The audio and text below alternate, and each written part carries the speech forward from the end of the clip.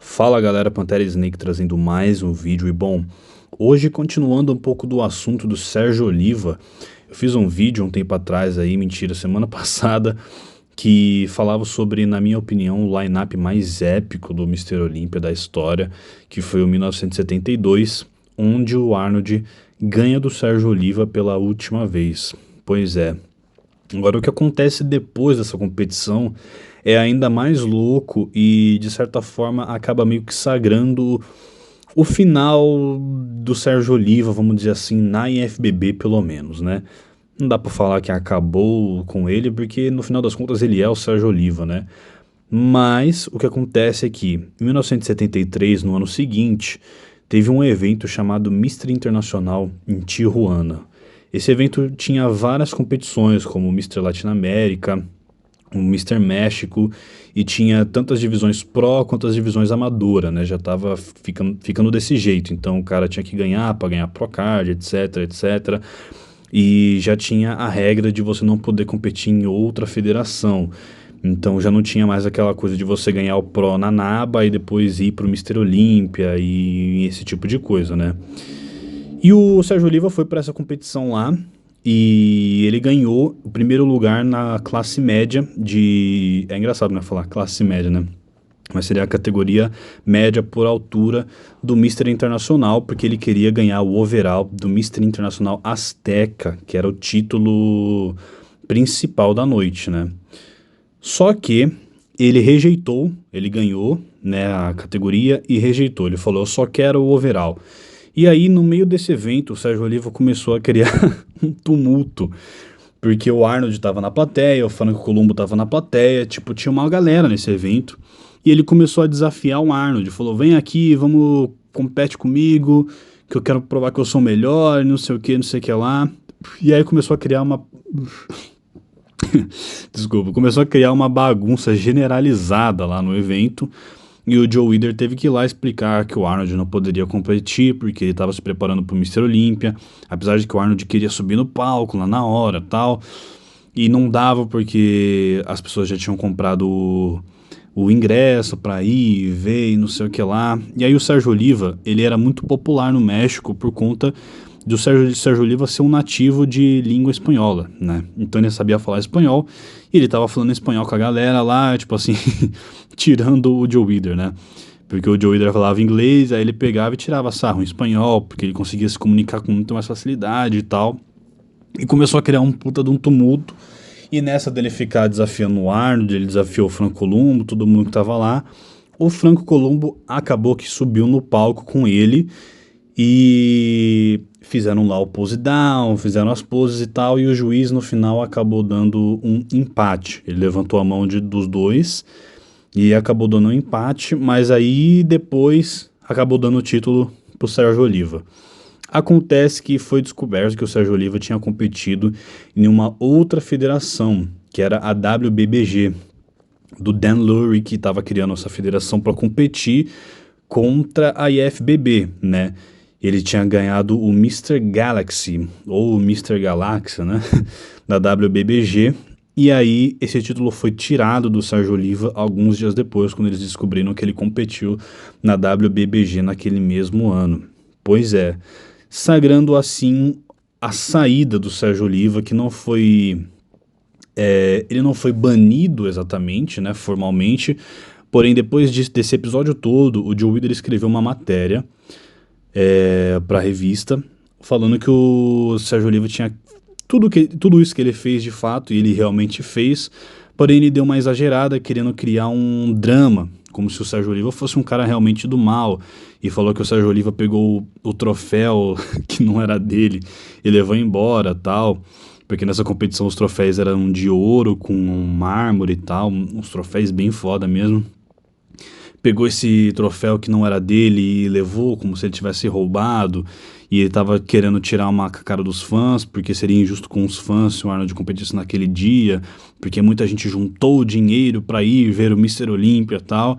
Então assim, de certa forma, o Joe Weider não escreveu nenhuma mentira, mas ele escreveu de uma perspectiva para fazer com que o Sérgio Oliva fosse um cara muito do mal, né? E que, inclusive, ele disse que escreveu uma matéria provando que o Sérgio Oliva não era o rei dos bodybuilders como ele dizia ser, porque ele já tinha perdido pro Arnold 3 vezes e também em 71 tinha perdido pro Bill Pearl. Pois é.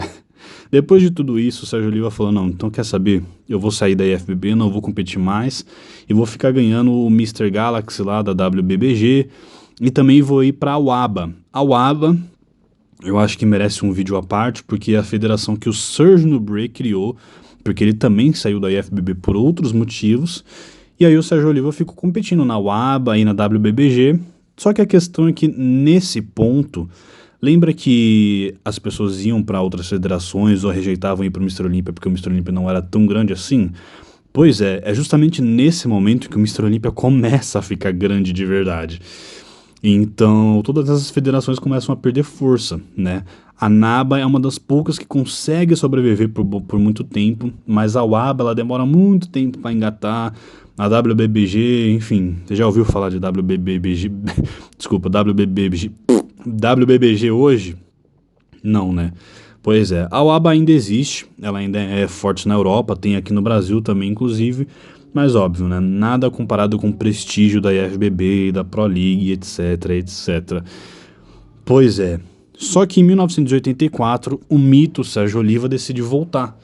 Ele fala, não, eu vou voltar pra IFBB, ele conversa lá com os caras, pede desculpa, toda aquela conversa formal, não sei o que lá, vou voltar pra IFBB, só que já não é mais o mesmo Sérgio Oliva, né? Em 1976, quando o Arnold começa a despontar como um astro de cinema, o Sérgio Oliva começa a trabalhar de policial, né? Então ele tem uma jornada de trabalho que não permite mais ele se dedicar tanto ao esporte, né, e também não ganha tanto dinheiro assim, etc, etc. Nunca foi um atleta patrocinado, todas aquelas coisas e tal.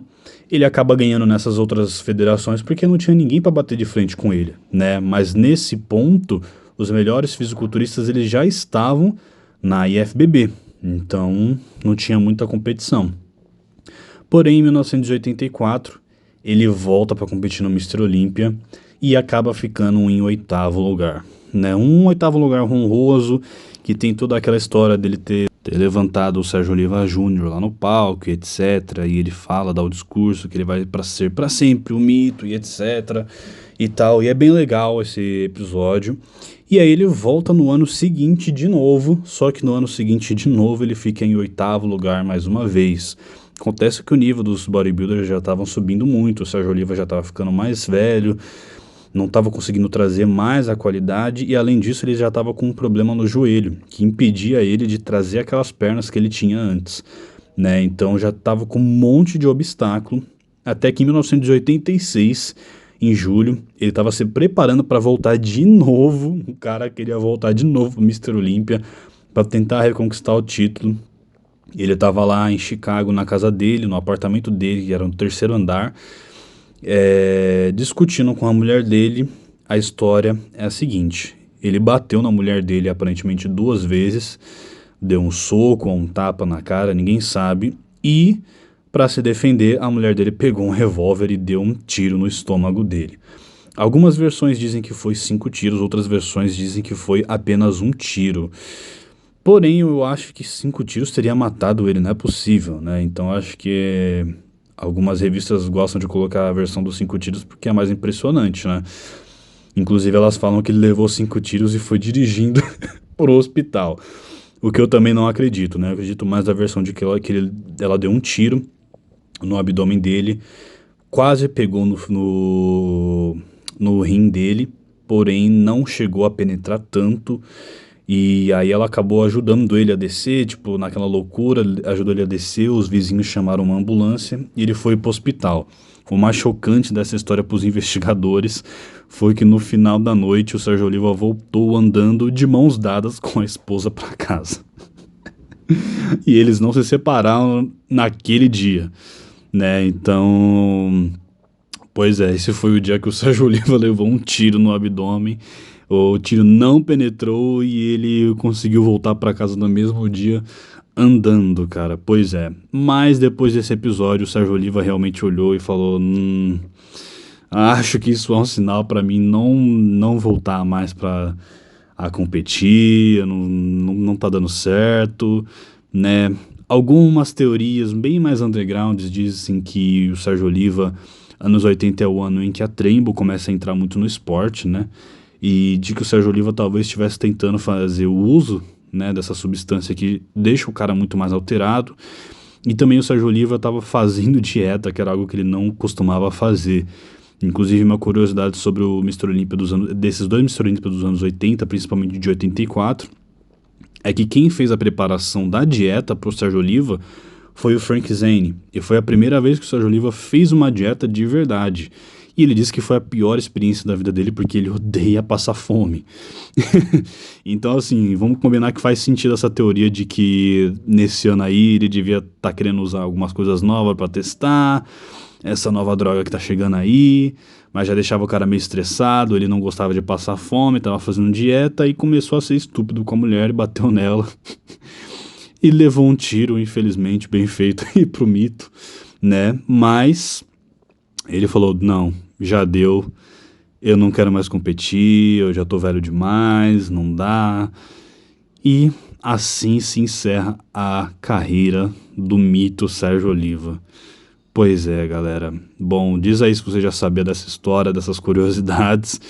Deixa o seu like aí. Se você estiver procurando pré-treino, whey, suplemento, usa o cupom Pantera lá na Heavy Subs, beleza? E tamo junto.